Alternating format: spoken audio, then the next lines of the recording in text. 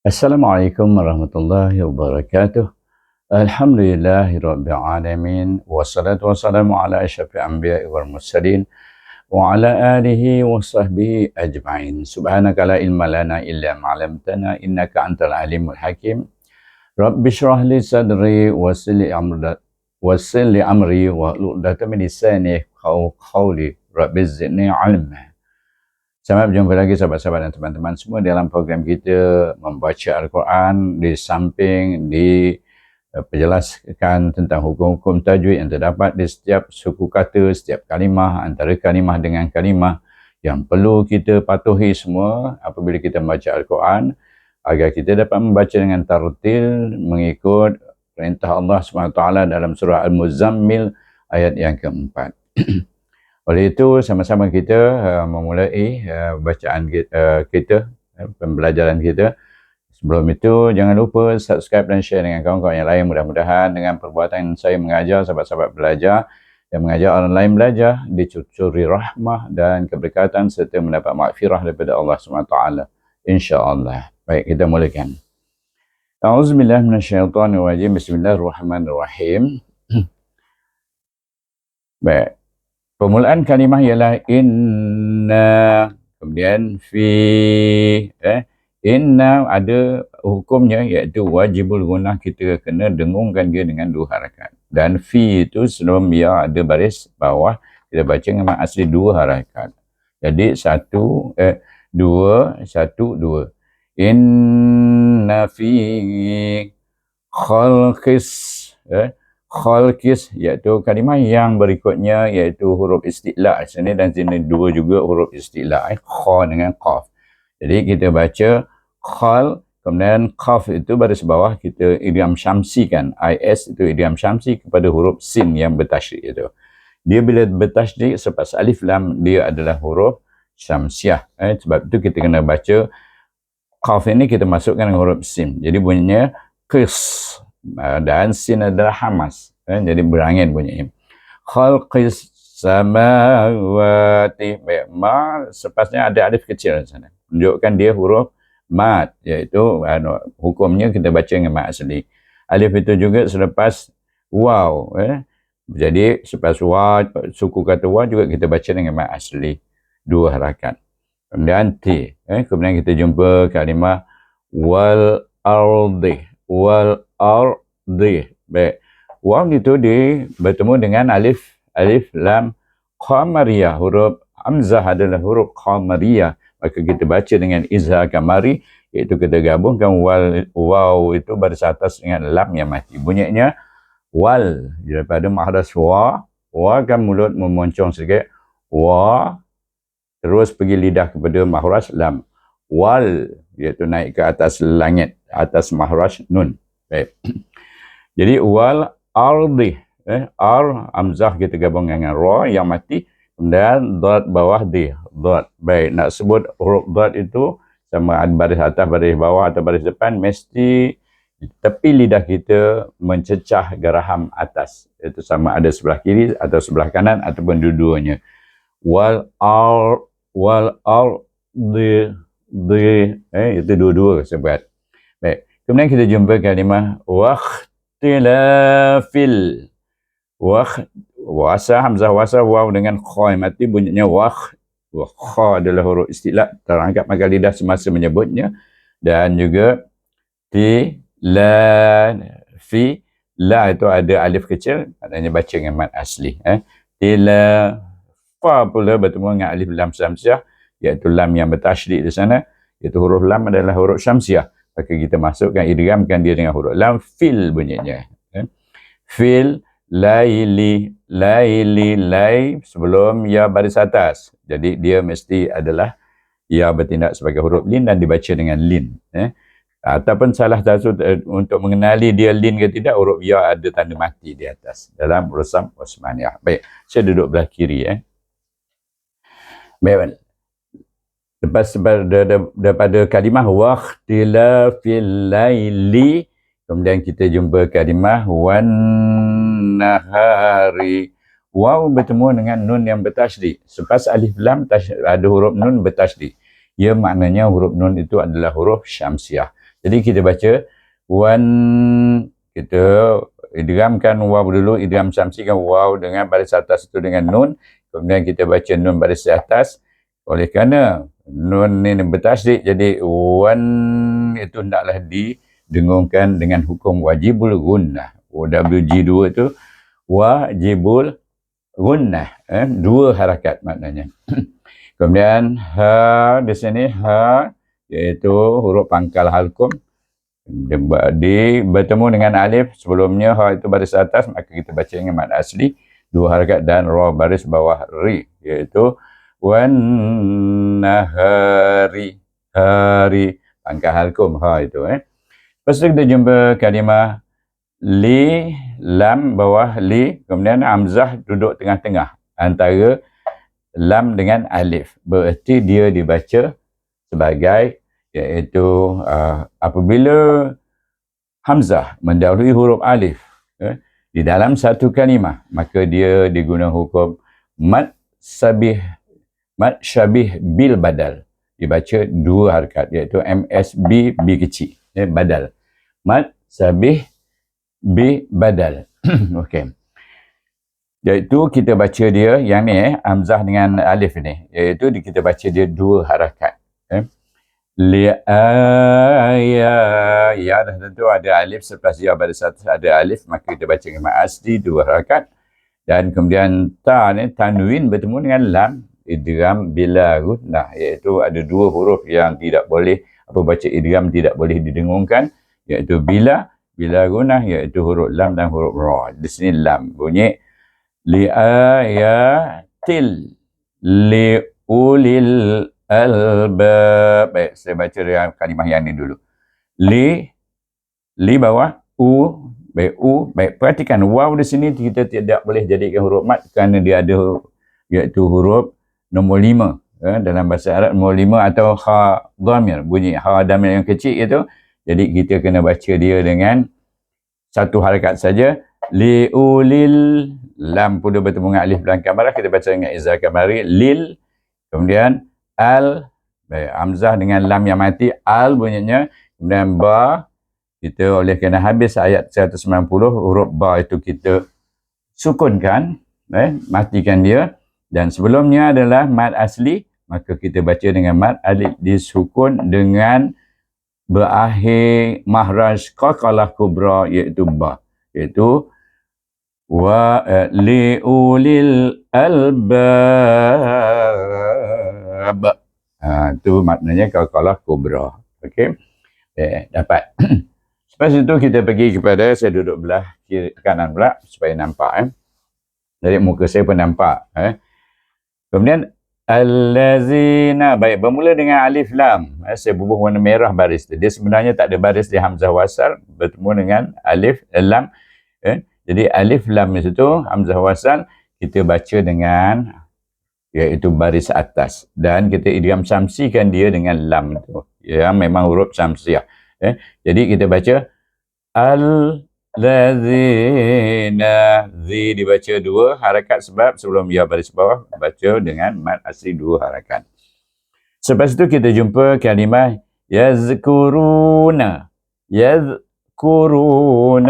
Zal tu ingat, zal itu iaitu hujung lidah gigi kacip kita kat sini. Zal keluar celah antaranya. Perhatikan. Nampak saya tunjuk. Okey. Jadi tahu zal. Zal bunyinya Z-A-L. Zal. Baik. Yazkuru, ru dibaca dengan maksud sebab sebelum waw ada baris hadapan. Na. Baik. Yazkuruna bertemu dengan nama Allah, kita idgham syamsikan na itu kepada lam jalalah dalam nama Allah. Jadi kita baca nallah, Allah itu pula ditebalkan bacaannya dua harakat kerana nun baris di atas. Jadi kita baca yazkurunallaha. Kemudian kita jumpa kalimah qiyamau.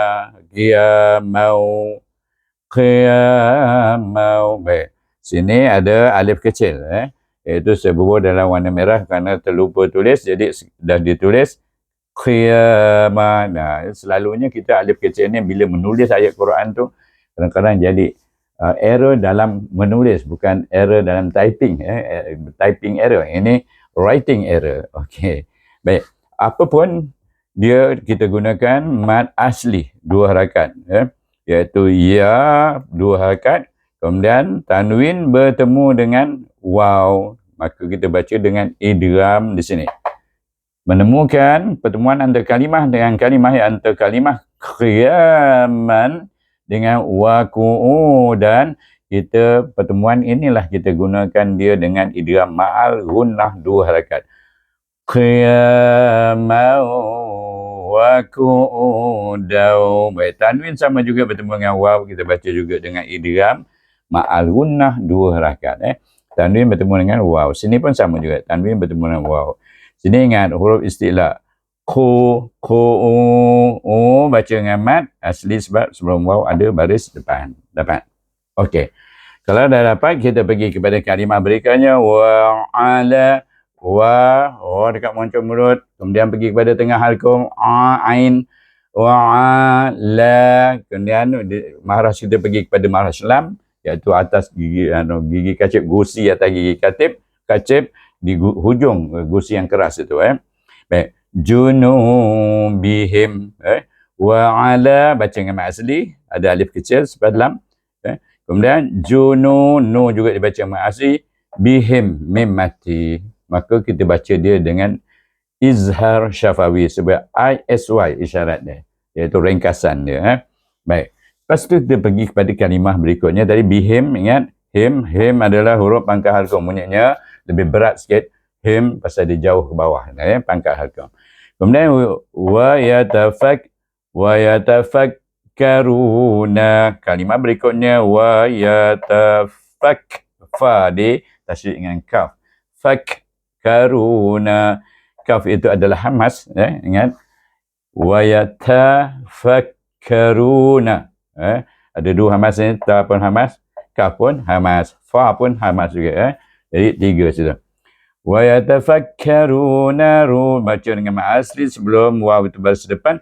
Kemudian fi sama juga sebelum ya itu ada baris bawah, iaitu kita baca dengan mad asli 2 harakat. Saya tak tulis, baik saya kira sini. Mad asli 2 harakat. Okey. Selepas kita baca fi, kita jumpa kalimah khal. Ni istilah, qaf istilah. Khalqi. Qi bertemu dengan alif lam syamsiah. Sebab itu saya tulis idgham syamsi supaya kita tahu, oh ini qaf ini bertemu dengan, mesti dimasukkan. Maknanya dimasuk dengan huruf apa? Huruf selepas alif lam, iaitu sin. Bunyinya khalqis. Sin huruf, iaitu huruf yang apa? Sini. Iaitu huruf yang hamas, berangin menyebutnya. Jadi khalqis samawati. Baik. Sebab mim ada alif kecil, sebab waw ada alif kecil, maka mim dengan ma dengan wa itu kita baca 2 harakat. Khalqis samawati wal ardi. Wal ardi tadi kita dah jelaskan sini, iaitu waw itu kita guna hukum izhar kamari, baca dengan izhar kamari dengan huruf lam. Wal. Kemudian ardi, dia istilah. Kemudian rabbana, ra di tasydid dengan huruf ba, bunyi rabb. Ingat, kalau ra ialah ini gusi kita, dia di sini. Gigi kacip gusi. Gusi. Jadi huruf ra itu ujung lidah tidak mencecah. Tidak mencecah gusi itu, dia berhadapan dan dia bergetar apabila takrir, bergetar bila kita menyebut huruf ra. Rabbana, nama asli sebab sebelum alif itu ada baris atas. Mad asli juga sebelum alif ada baris atas. Khalaqata.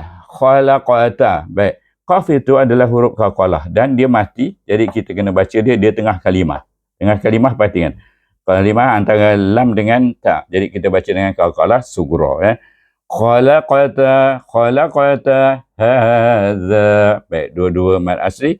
Mad asli. Za pun mad asli. Jadi mesti baca 2 harakat.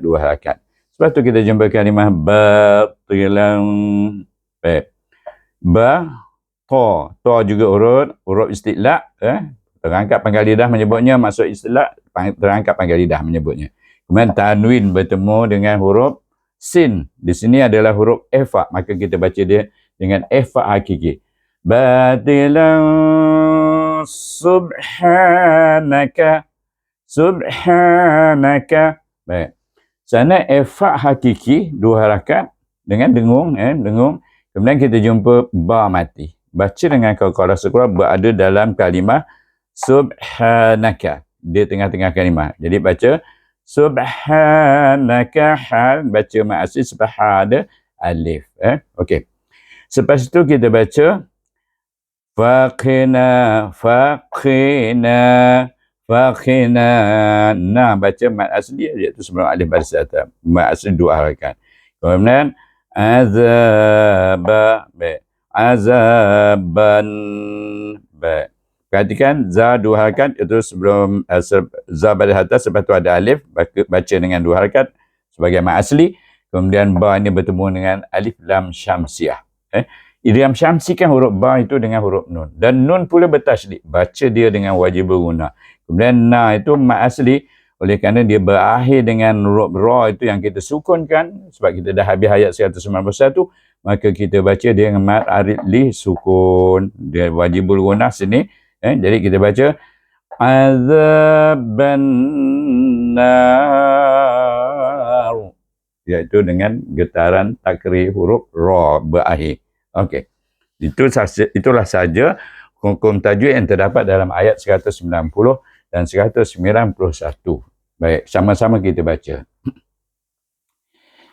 Daripada mula sampai habis dan kita tamatkan pembacaan kita. A'udzu billahi minasyaitonir rajim. Bismillahirrahmanirrahim. Sebelum mula baca, saya nak pesan dekat sini. Jangan baca bismillah, bismillah, milah. Bismil dulu. Mil, lahi. Bismillahi. Itu. Selalu orang buat silap, nak cepat, bismillah, bismillah gitu. Padahal dia ada millah, iaitu dengan nun lam yang bertasydid. Baca betul. Baik, baru kita baca sini. Saya nak bagi tahu di situ. Kemudian ha ni ha pedas. Sini juga ha pedas. Jadi bunyinya sini ha mati, ha pedas mati. Rah ada angin. Ini mula. He, him, baru tutup bibir. Jangan baca sini macam pangkal halkum punya ha. Okey. Kita mula baca daripada inna. A'udzubillahi minasyaitonirrajim. Bismillahirrahmanirrahim.